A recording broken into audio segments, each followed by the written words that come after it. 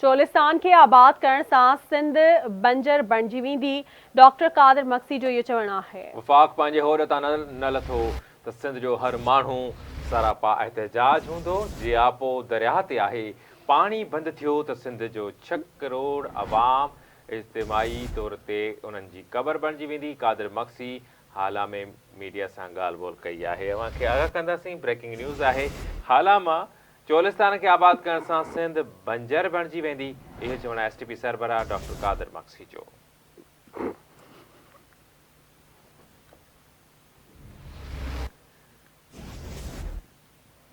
Update के पिया के चोलिस्तान के आबाद करण सां सिंध बंजर बणिजी वेंदी। डॉक्टर कादिर मक्सी जो इहो चवणु आहे। तफ़सील मालूम कंदासीं नदीम मंगरियो खां। जी नदीम छा चवणु आहे डॉक्टर कादिर मक्सी जो?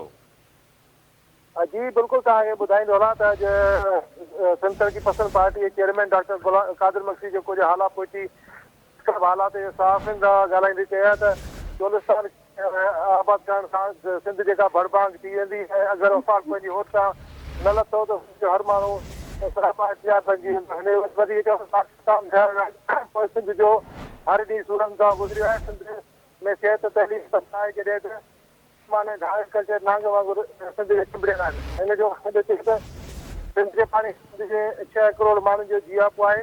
अगरि पाणी बंदि थियो त सिंध 6 करोड़ माण्हुनि जी क़बर बणिजी वेंदी।